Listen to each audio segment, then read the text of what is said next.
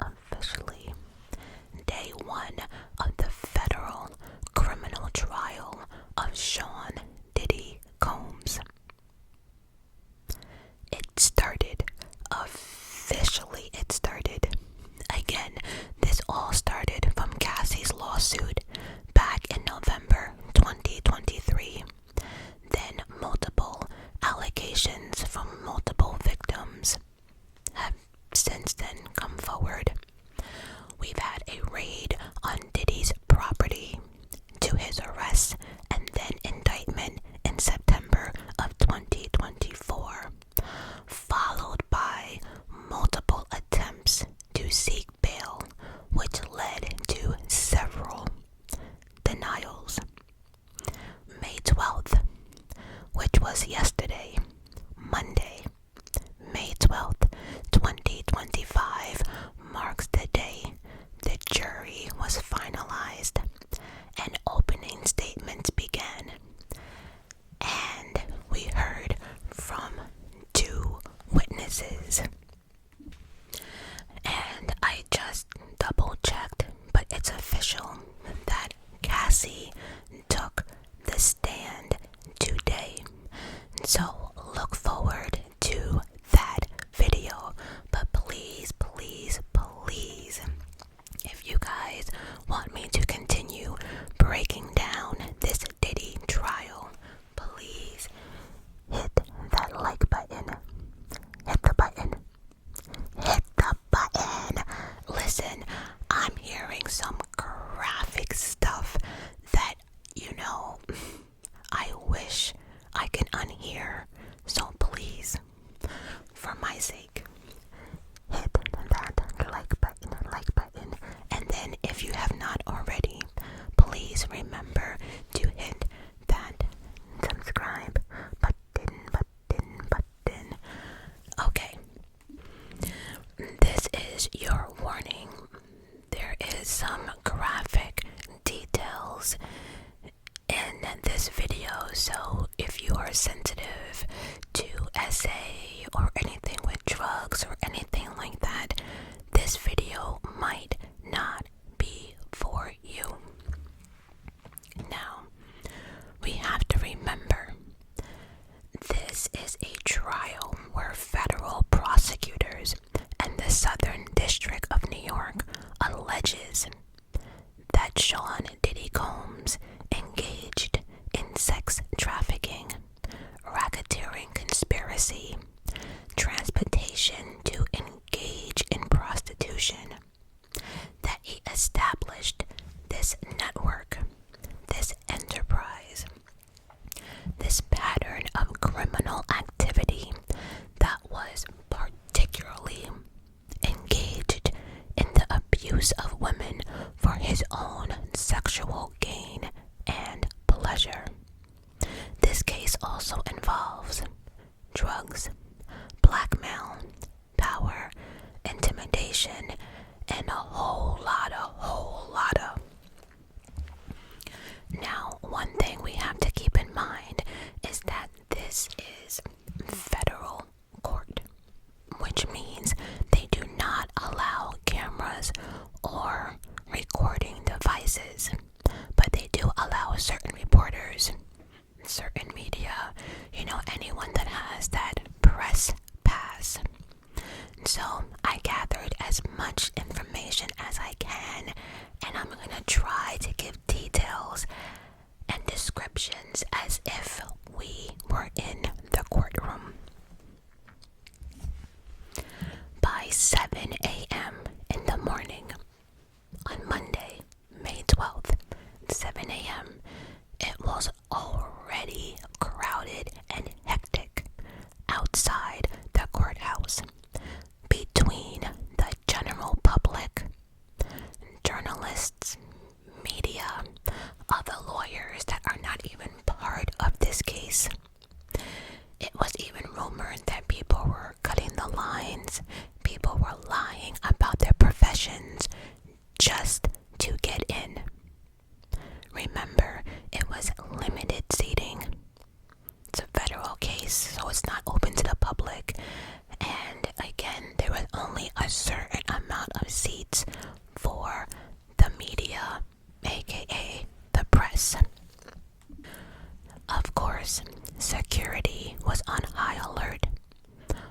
once inside the courthouse, all phones had to be turned off. Again, no cell phones, audio listening devices, none of that was allowed. As a matter of fact, you weren't even allowed to bring in your phones. No Apple Watches, nothing like that whatsoever. Now, many people were there, but in my opinion, half these names mean nothing to us, right? Because again, it wasn't open to the public and it wasn't a lot of celebrities, you know. But one person that I would like to mention that showed up was Rodney Jones. Now, if you remember, he was the producer who alleged that Diddy sexually harassed him, drugged him, threatened him. He also stated something that Diddy would shower in front of him. You know, that's just the background, but I did cover that in one of my videos. But in March 2025, a judge did dismiss 5 of the 9 claims in his lawsuit.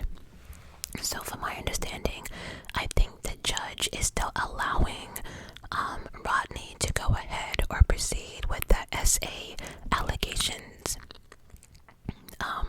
But anyway, many people were surprised that he showed up.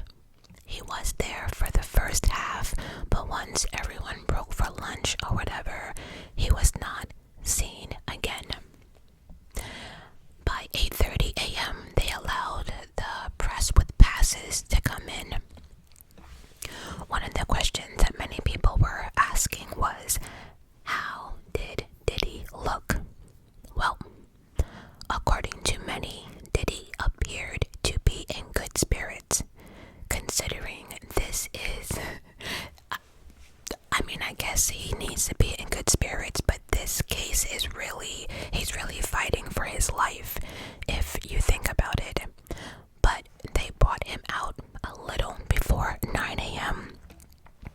He was wearing a gray sweater. He had a white undershirt underneath it. He had gray slacks. He had his glasses with him. And you know, in prison, you can't color your hair. So apparently, Diddy is gray all over.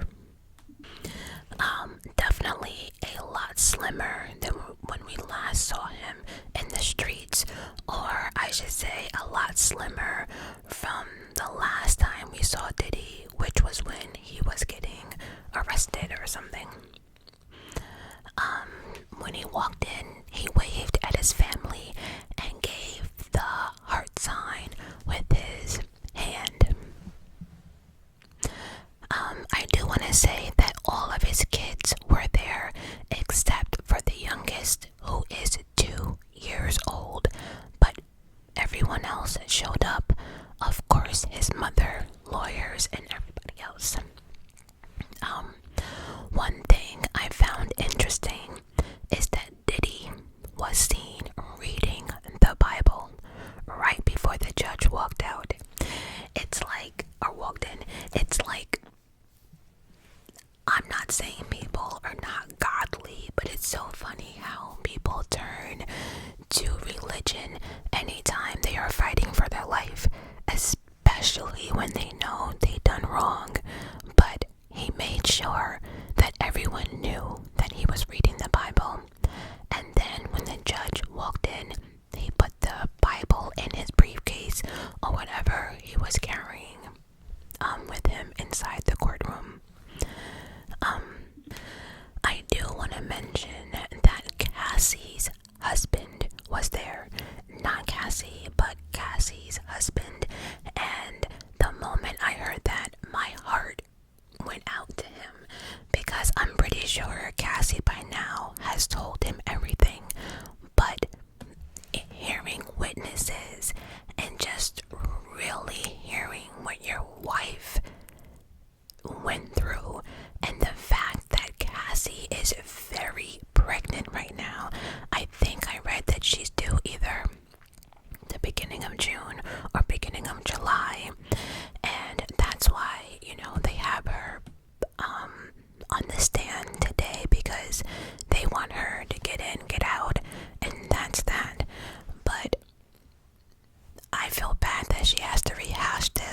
she's so pretty. But her husband, I don't know. Yikes. Yeah. But anyway, we finally got our jury. We have 8 men, 4 women. We have 6 alternates, 2 women, 4 men. Some of the jobs on the jury include massage therapist, investment analyst, retired telephone line man, a retired bank employee, correctional officer, a scientist, social worker, supervisor, a banking analyst, physician assistant, nursing home aide, and some people who are retired, ages 30 to 74. So we had different genders, race, different careers, so it was definitely diverse. Alright, so opening statements from the prosecutor and highlights. So their main thing was painting a picture of how Diddy really is, right?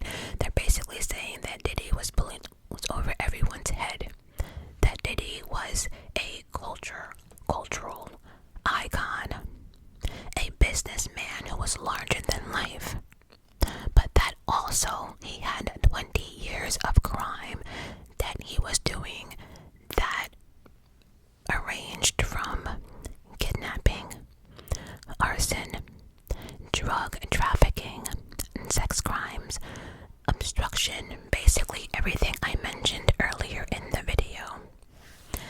Then they kind of went more into depth about Cassie and the allegations that involved her. One example, according to the prosecutor, that Diddy actually hunted Cassie down one time because he found out that she was seeing another man. Diddy then took his gun and his bodyguard and threatened to even unalive this man that Cassie was with. They also mentioned the fact that Diddy forced Cassie out of her apartment, broke into her apartment a couple of times before that, beat her brutally beyond what we saw on the CNN surveillance video. They also painted this picture, as the evidence will show, that Diddy also heavily relied on his inner circle. The same thing that we mentioned with R. Kelly. You know, Diddy could not pull all of this by himself. They worked together as a group, pretty much to promote Diddy's power and his nastiness. They also mentioned that Diddy would refer to himself as a king. A king, which, if you don't know about Diddy's king tattoo on his back, Google it, because I just can't. I can't. There's enough nonsense here that, prosecutors went into depth about the freak-offs, wild king nights. That's new. We always knew them as freak-offs. But here comes Diddy naming it Wild King Night, and then Hotel Night, but all in one and the same. They were all these freak-offs, but Wild King Night.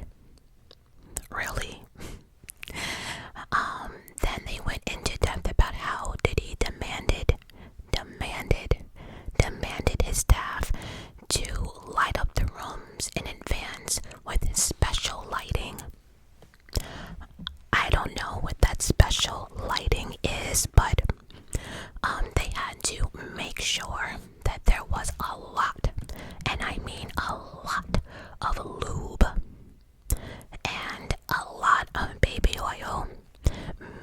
sure that there was cash for these escorts.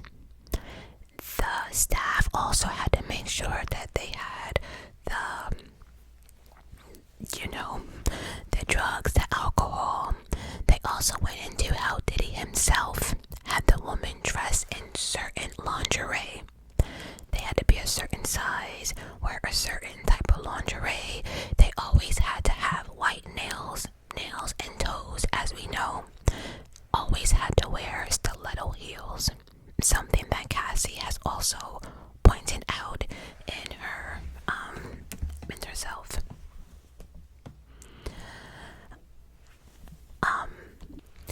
They also mentioned a victim in their opening statement that is referred to, we think, victim number 2. We know for a fact that victim number 1 is Cassie. Victim number 2, the one I'm about to talk about, aka Jane Doe, is what we're calling her. And then there is talk about witness or victim number 3 that they cannot find. Allegedly, I don't know. So okay, victim number 2, aka Jane Doe, who is a single mom. She met Diddy in 2020. She was single at the time. However, Diddy was sleeping with the world. Sleeping with the world. She was introduced to these freak-offs by Diddy, and she admitted that she tried one just to essentially make him happy. Prosecutors said that Jane was nervous and thought the freak-offs were going to be a one-time thing, but then they allegedly kept asking her to do so. Just like Cassie, she would end up helping him plan the freak-offs in hopes that Diddy would help her career or just get his attention more. I just had a sneezing fit. These allergies, I cannot. But anyway, so yeah, she would do these freak-offs thinking that she would get closer to Diddy. Jane wanted the escorts to wear condoms, but Diddy did not want that to happen. And that's one thing I could not understand about this whole situation. Like, whether it was a party or this or that, there is so many people involved. Why would you not want? I just don't get it. Jane had tried to do a freak-off without being on drugs, and then she vomited after having sex with an escort. It was too much. Way too much. And see, this is what I was saying about Shannon Sharpe. Like, if you're gonna be a freaky frog in the bedroom and do all of this, dog collar and all this other crap, you have to make sure that the person understands what that entitles, right? Because you see this young lady here, she thought this was cool, and drugs made everything better. But the moment she was sober, she's like, what the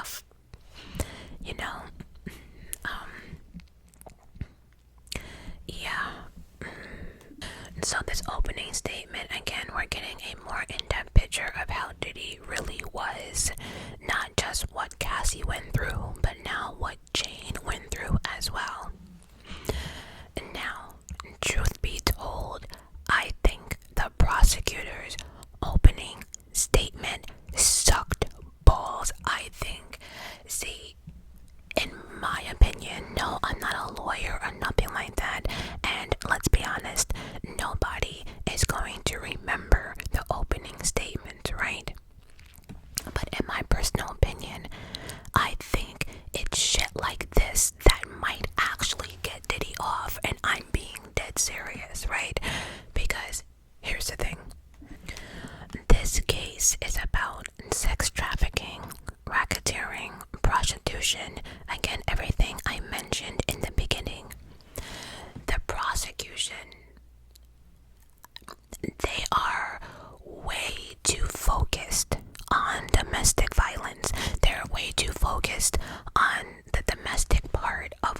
this, right? And I think they're getting away on what this trial is about. We have to remember Diddy is not on trial for domestic violence at all.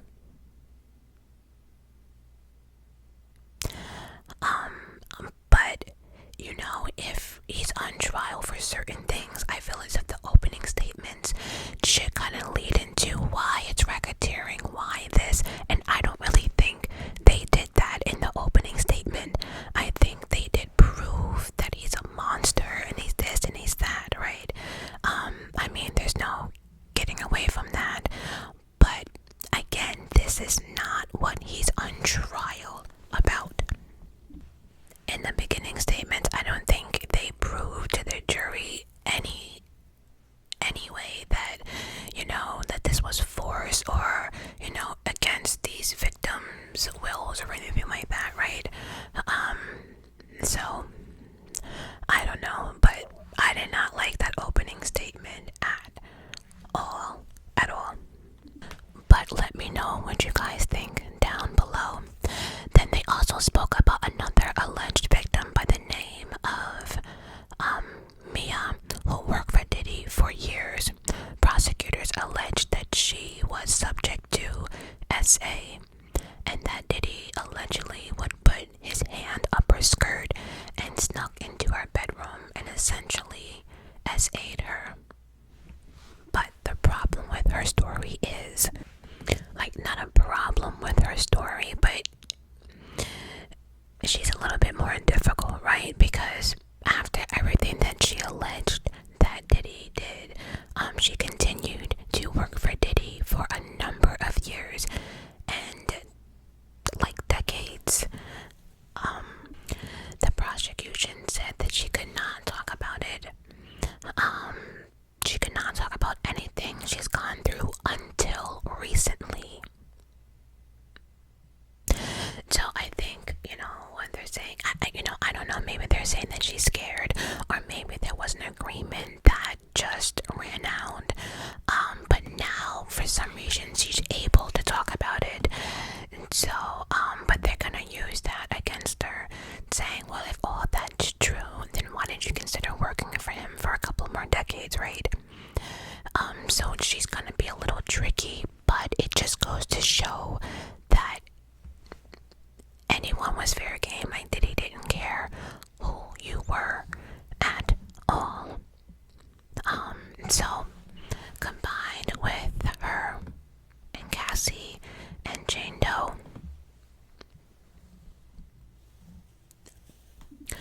now after the prosecution's opening statement, the question was, how did the jury look? Well, it seemed as if they didn't really have a reaction. It seemed as if they were just paying attention, being attentive, but no one was like, oh my god, or anything crazy like that. It just seemed as if they were just focused. Now, the defense opening statements, their strategy, straight up, they were straight up honest. And see, this is why the prosecution's opening statement, it's a problem because of this. Let me explain why. The defense opening statement, straight up honesty. They came out swinging and saying, yeah, Diddy is a complicated man, but this is not a complicated case. Essentially, the defense was saying that this is about real relationships and that the government/prosecutors is turning this into a RICO charge in a sex trafficking situation. The defense also went ahead and said that over the next 8 weeks that Diddy's story will be told and that the truth will eventually come out. Then they made sure to introduce Diddy to the jury as Sean Combs, right? Not as an entertainer, as Puff or Love or King or God or whatever this man calls himself. But they were like, yes, this is Sean Combs. He stood up, you know, and sat back down. But they were just trying to say, you know, take the entertainment out.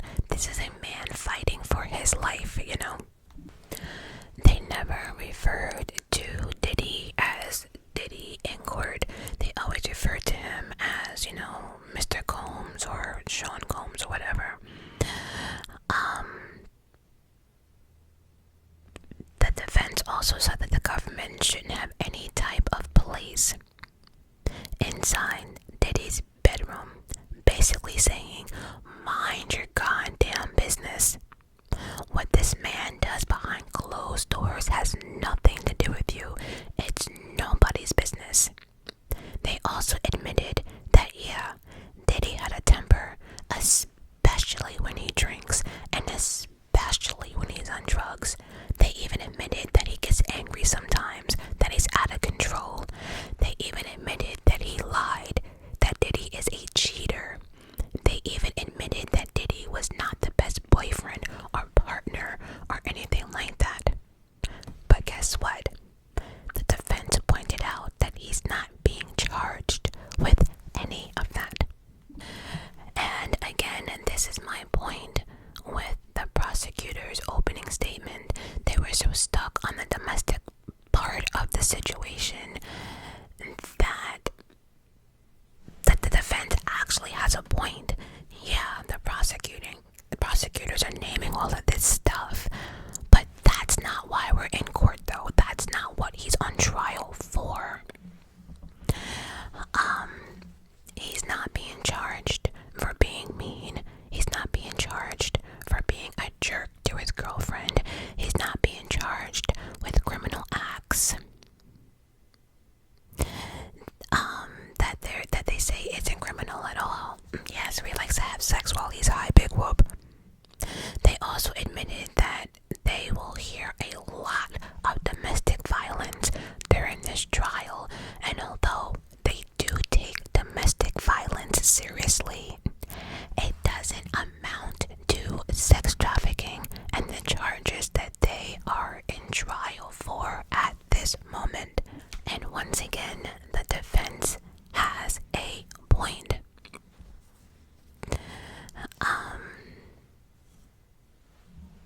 They admitted to Diddy doing drugs. They admitted to him using baby oil, and actually pointed out that it's not a federal crime to do either of these things. So the defense was also kind of painting this picture that these alleged victims in these cases, including Cassie and Jane Doe, were capable, strong women that were making adult choices. They were free choices, and they came with both pros and cons. They were both getting something out of it, as per the defense, allegedly. Diddy was playing out his fantasies, and so that's what Diddy was getting. And in return, these young ladies were getting their rent paid. Bought Cassie a car, was helping them with their music careers. They also admitted that he was a very jealous man, but also the women were just as jealous as him too, and that a lot of his relationship issues were driven off of jealousy. You know, he was an entertainer, he traveled a lot, there was a lot of parties, there was always women around, so he's saying that because of who he was, it was a lot of jealousy, you know. So basically they're like, yeah, their exact words, we will take accountability for his outburst, his jealousy, his drugs. But guess what?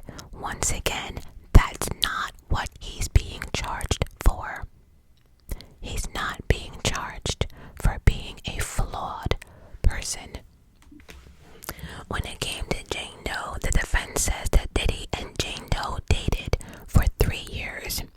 Their relationship was a mess, toxic, just from jealousy.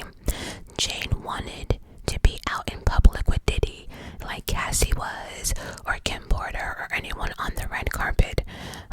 But for the most part, they kind of stayed inside, like she was Diddy's little secret, you know.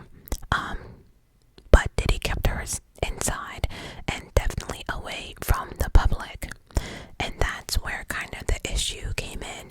What? I'm not good enough, and why can't I do this, and why can't I do that? Then towards the end of the defense opening statement, they brought Cassie back up and mentioned that she was having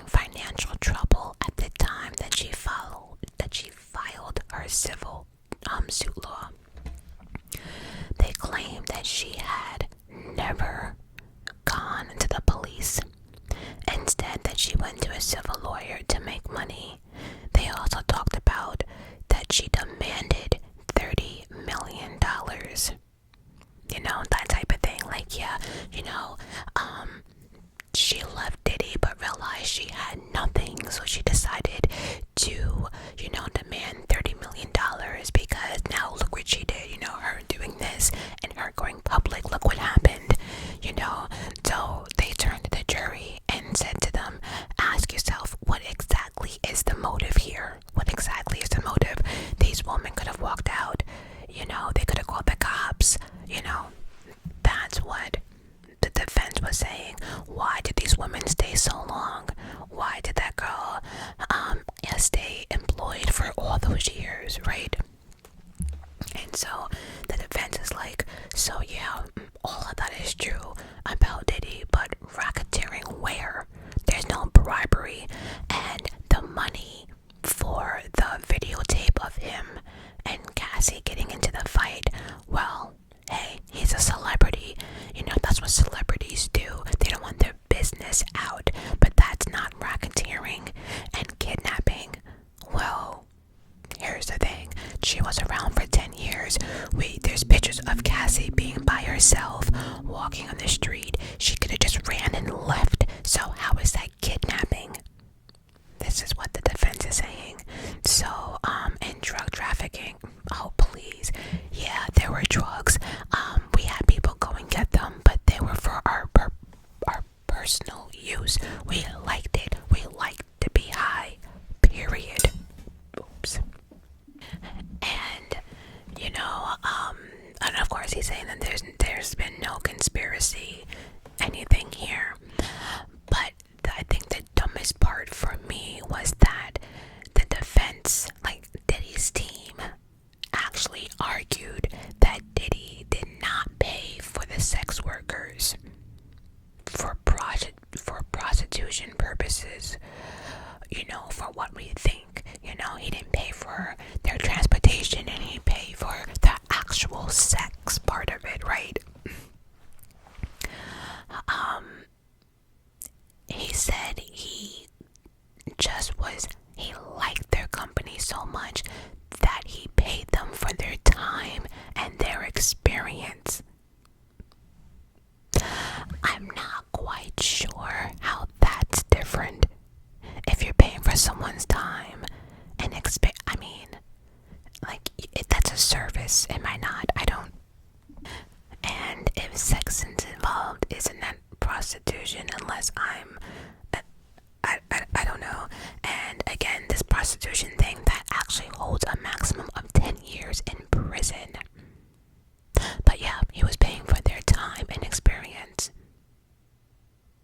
So basically, if y'all think they're sex workers and escorts, yeah, I gave them money, but not for what you think. Okay. Anyway, and then we had witness number 1. Prosecutors were up first. So we had a gentleman by the name, witness number 1 is Officer Israel Flores. He is now a police officer for the LAPD, but more importantly, before this, he used to work for, I think you pronounce it, Cirrus, and had worked at the hotel in California. You know, the famous videotape that CNN released. So that happened on March 5th of 2016. Now, so he's working at the hotel. He stated that he got a call about a woman in distress on the 6th floor of the hotel. He said he observed a male and a female in the lobby. He recognized the male as, Sean Combs. At this time,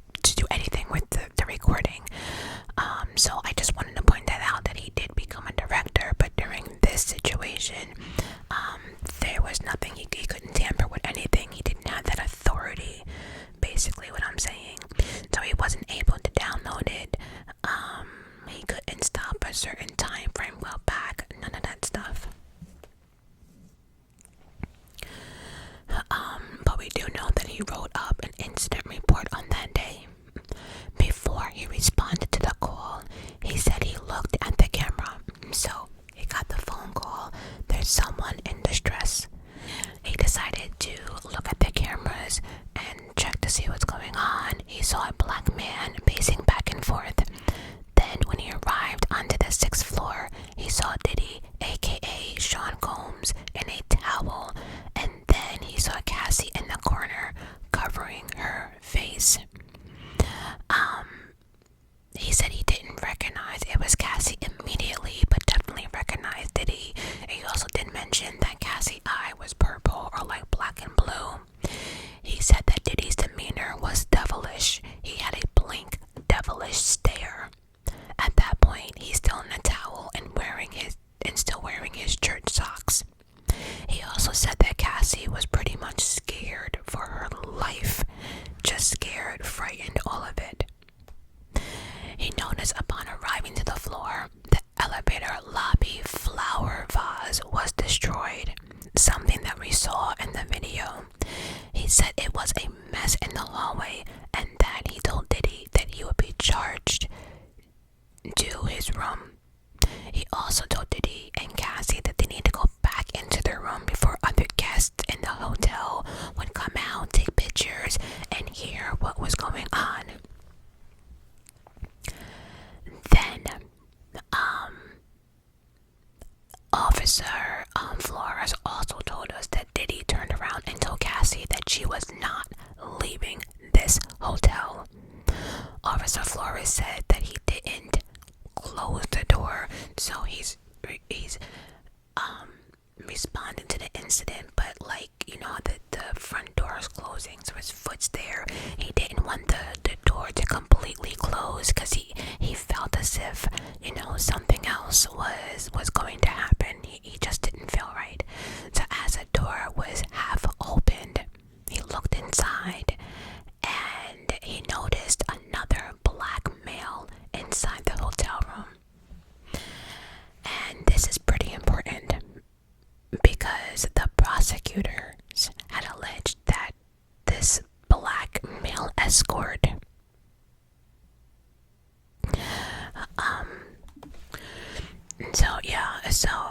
Officer Flores is like, yeah, it was a black person in an escort. The problem is that Officer Flores did not put any of this in his original incident report that he wrote on that day, which the defense pointed out when they did the cross-examination. But we'll get to that in a minute. But as far as the male that was inside the hotel room, he was fully clothed. He was just sitting in the corner of the bed, which is something that Officer Flores noted that was kind of weird. Why was this person just sitting in the bed while all this stuff was going on outside in the hallway? After Cassie did leave, Diddy called Officer Flores back. Remember, he's security. He's not an officer then, but he calls the guy back and was holding a stack of money and pretty much said, "Don't tell anyone." Now, Officer Flores said he did not take the money, but noticed that it was a $100 bill wrapped in lots of cash. Inside the courtroom, they were also able to see more of the video from CNN after it was cut off. So remember, we only saw bits and pieces of it, but they got to see more. They got to see at first Cassie, she was with her bag and she was putting her socks on, and then we see Diddy coming out in the hallway. We see he grabbed her, hit her, stomped on her. We saw all of that right in the video. But then afterwards, she gets up, she goes to the hotel phone. This is something we did not see. She goes to the hotel phone in the hallway and calls someone, and then Diddy comes back. They go off camera. Now, on the CNN security footage, there was not any audio. But then all of a sudden we see Diddy and everybody come back into frame. Cassie is putting her hands up, like trying to get away from Diddy, and then the surveillance kind of glitched in and out. It was like a pixelated video. I mean, guys, this was 2016.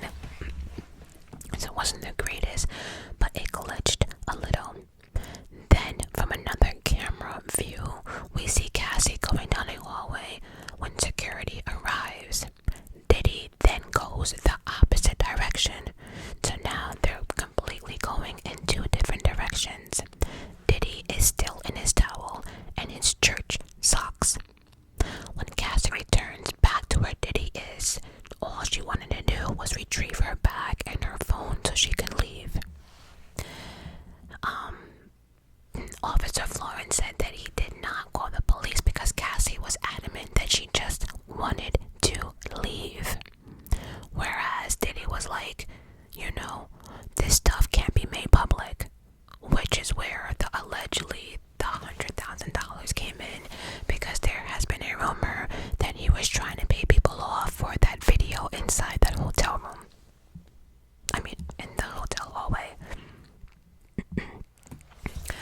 So, because of what Officer was witnessing, and because of his limited capabilities, he actually snapped a video on his cell phone. So he started recording this, and so that's when we were able to kind of hear the audio on what Diddy and everybody was saying.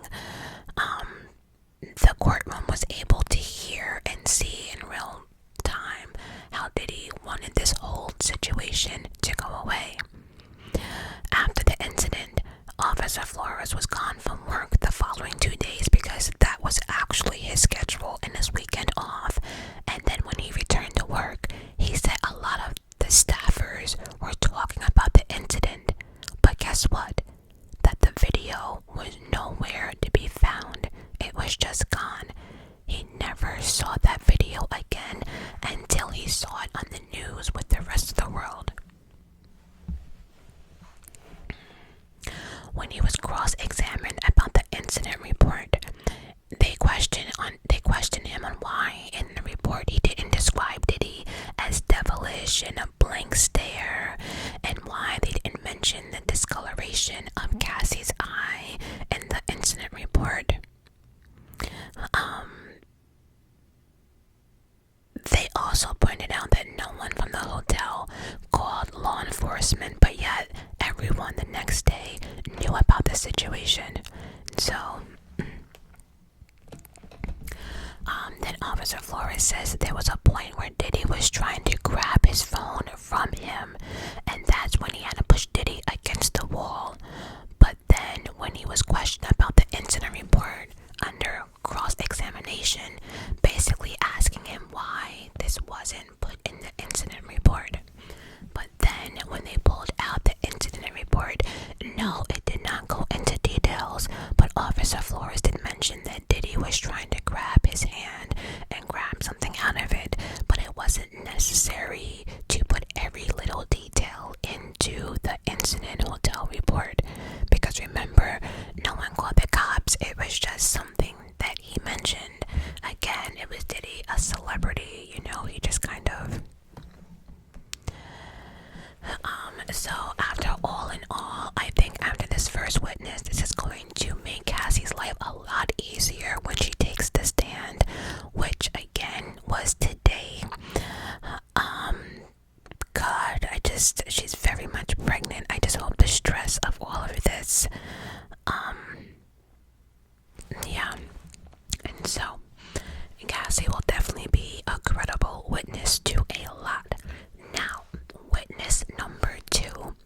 His name is Daniel Phillip. From my understanding, this man was very well dressed, and if you did not know any better, you would think he came from money, or he was like a detective or a police officer or something. But nope, he was actually a male dancer. He testified that he received money from Cassie back in 2012 to pretty much have sex with her. He met Cassie through his boss. He was contacted by his boss after receiving a request for a black dancer or black dancers. So his boss sent him to this certain hotel. When Daniel came to the hotel, he was expecting that he was gonna do some type of striptease or for like a bachelorette party or something like that. So when he arrived about a little after midnight. Cassie opened the door and she was wearing lingerie. She was also wearing a red wig. She had on sunglasses.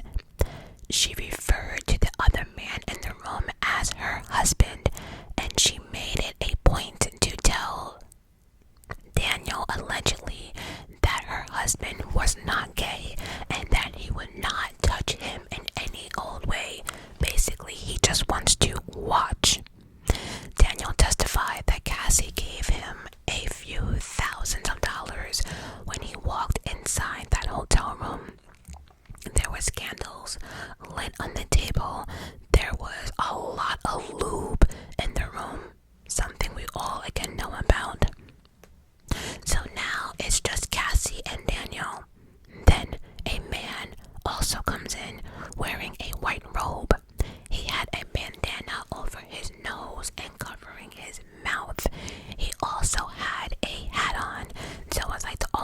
you saw was like his eyes, like he was trying to hide his identity.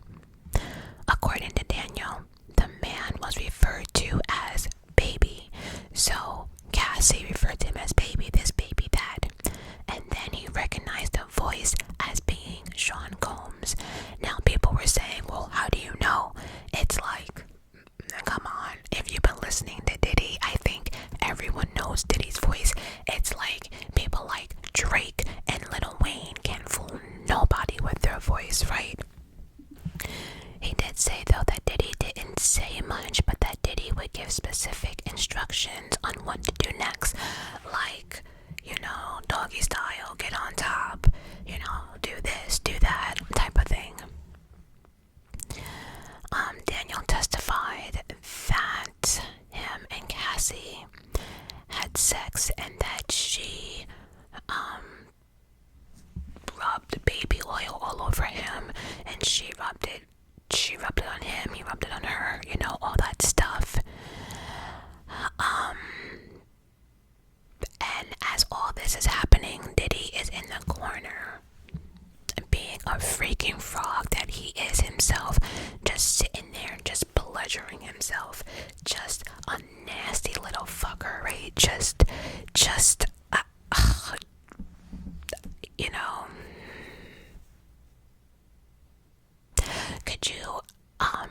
could you imagine, because this next part, as they started talking about the more graphic sexual stuff, Diddy's daughters had to walk out of the courtroom. Could you imagine hearing this crap from your father? Oh my God. And now the whole world is gonna know. They did come back in, but they left again and just was like, they're probably like, you know what, this is just too much. And so yeah, the daughters left, but yeah, the sons didn't go nowhere. Oh no, nope, they were there listening to every little thing. But Daniel also reported that he was not allowed to wear protection during this encounter.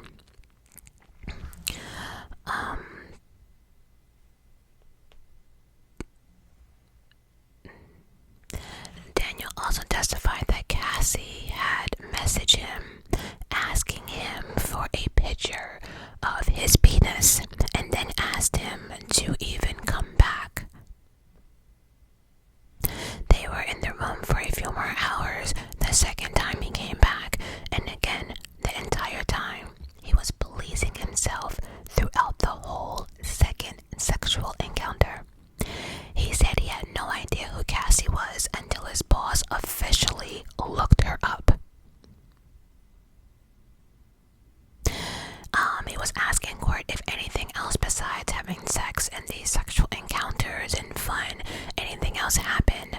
According to him, nothing else actually happened except the freaky sexual encounters from 2013 to 2014.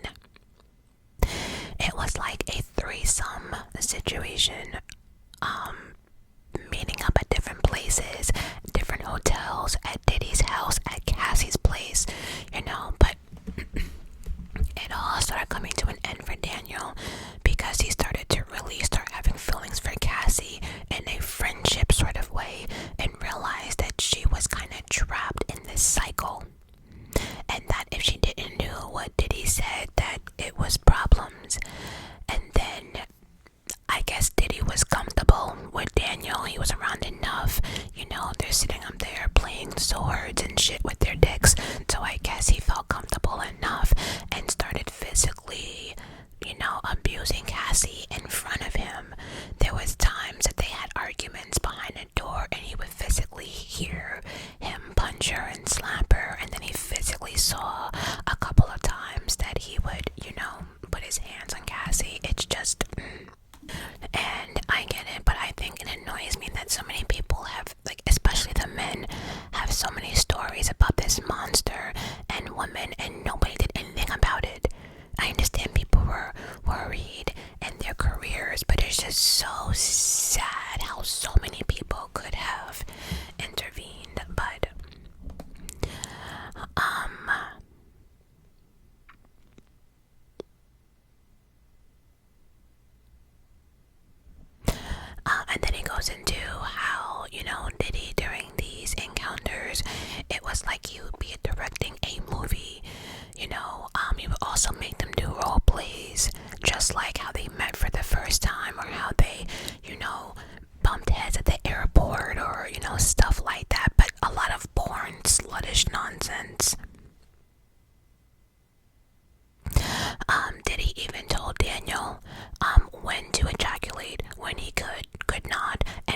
already where he had to, whether it was in her mouth, her stomach, or wherever else. He even made him, inside Cassie as well, which is crazy. Like, this no protection thing is just wild. And Daniel also said there was a moment that Cassie wanted him to urinate on her, and he did. And again, Diddy was in the corner pleasuring himself, excuse me. So it's just like another R. Kelly situation going here. I have no idea what the fascination is about peeing on people. Is it the warmness of the urine? I have no idea.